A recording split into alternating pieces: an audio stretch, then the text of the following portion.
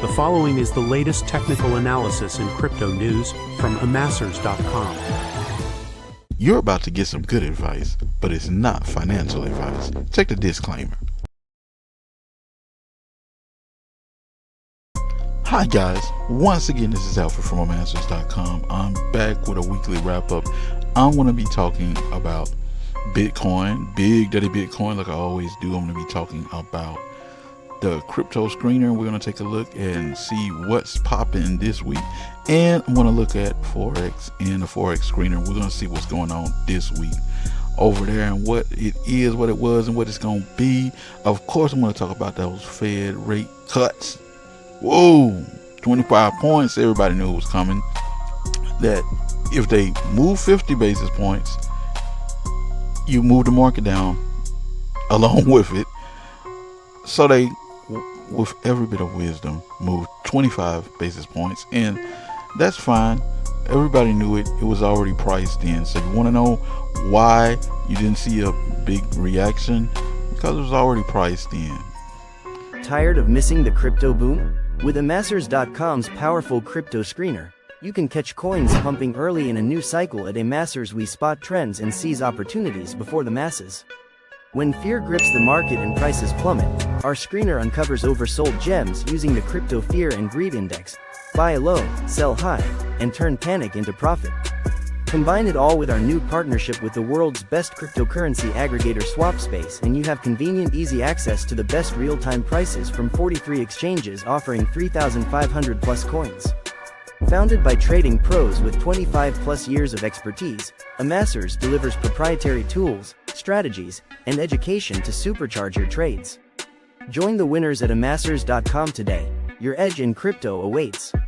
Sign up free now. But right now, I usually start off with Big Daddy Bitcoin, but today I'm going to do something different, and I'm going to address the elephant in the room. We are going to start off with the elephant in the room, Ethereum. Okay, very quickly, I want you guys to look at this chart here. This is a daily chart, and I put all my lines, I hope you guys can see this, all the way up here to 5,000. This purple line here is the last place I've been long at, and that line right below that. My lines, while I always call these support and resistance lines, they're more like a little shorthand note to me, because you know I don't have to remember everything. I can just look at this chart, and I can look at all these wicks here, and I can remember I am a buyer in this area here where I see all of these wicks, quick reactions where the market makers came in and took price up. Okay, just very quickly, I want to show you guys a little chart that I took at Bitunix, and I want to invite you guys to check out Bitunix. And I don't trade a lot of leverage. This is a 9x leverage. This took me about an hour and 30 minutes. Guys, I'm going to reopen my street knowledge room that I used to have when we were doing the AUT bot a couple of years ago. And if you want to join Bitunix, you'll be supporting the site, you'll be supporting our efforts, and I'm gonna let everybody into that room for free if you can show me that you opened a Bitunix account under me for $200 or more. I'm really big on Ethereum. I know that Tom Lee is gonna pump it up because he's got a fun bit miner, and he's gonna be the Michael Saylor of Ethereum. The reason I was shorting just short-term leverage, and sometimes you can do that, and it's a skill that can be with you your entire life long, whether you like it or not. Hey, you still trading anyway. Don't you go to the store? Do they just hand you stuff? No, you got to pay for it. Guess what? You're already trading. So why not consider learning and developing your skill is best you can. Okay, that's all I got to say about that. We're going to take a look at Big Daddy Bitcoin now. Okay guys, let's take a look at Big Daddy Bitcoin here. At the top of every week, I put these market maker zones out on Twitter. Well, now it's X, and you can see that we opened and we were getting down here to the bottom of the market maker zone. We had some resilience, got back up here in the market maker zone.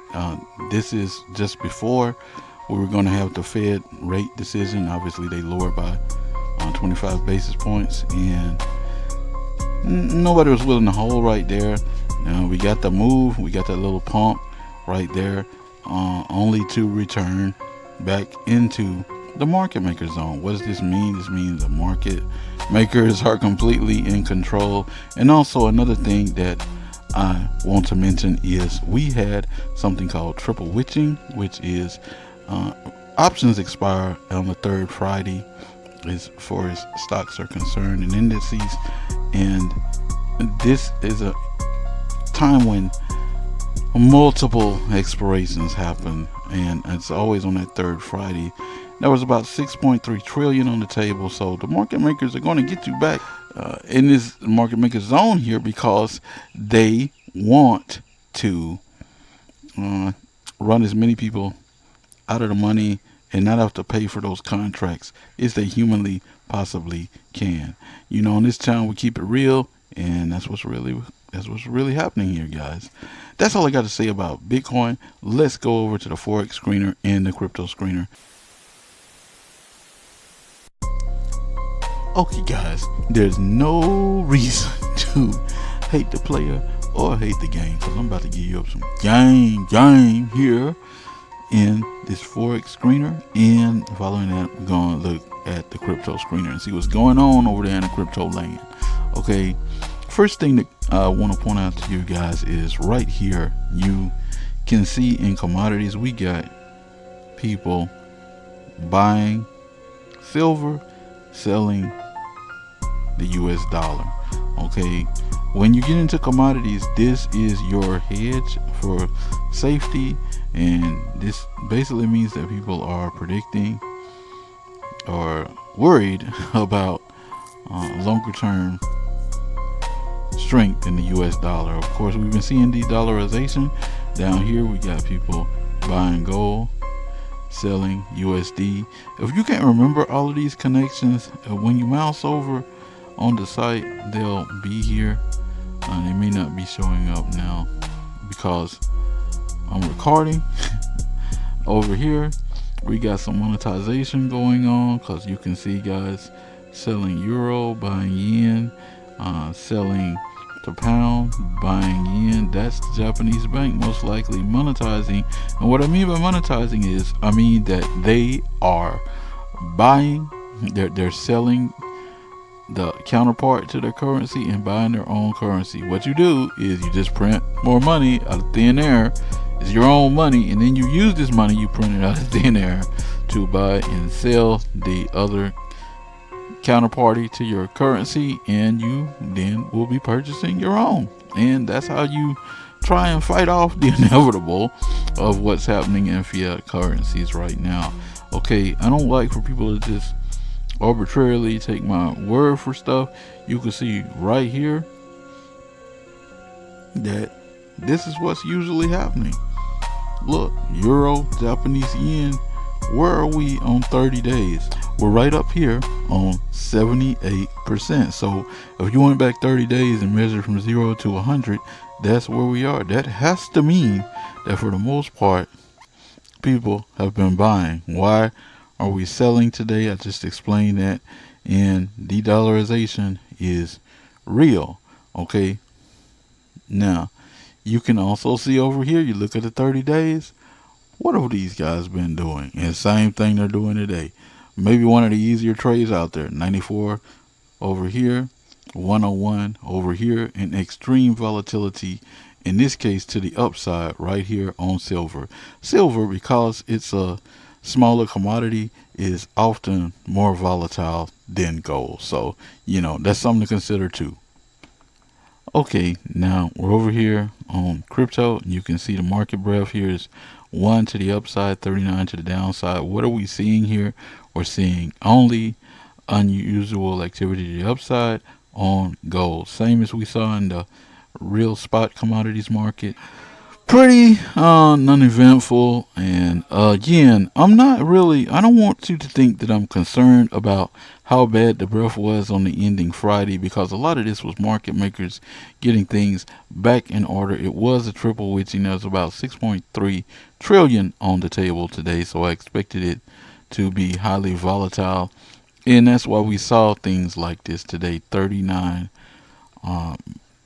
on the downside and aggressively showing unusual activities. What do you do when you see stuff like this? Hey, well, I guess you gotta have some, we call them brass nuts, and you got to go out here, and if you see something available at a price that you think is affordable, and it's something that you have confidence in and you've been monitoring and you're familiar with, then hey, that's where you take your chance, and that's how you get those buys, that bottom fishing. I'm going to be doing a video pretty soon talking about using the screener to do bottom fishing, because a trade is composed of two parts, and one part is the entry and one part is the exit. And guess what? Exiting with profit gets a lot easier once you've got the entries better and you're buying at a lower and better price. Okay guys, that's all I got for this week. Once again, this is Alfred from Amassers.com. See you when I see you. Peace.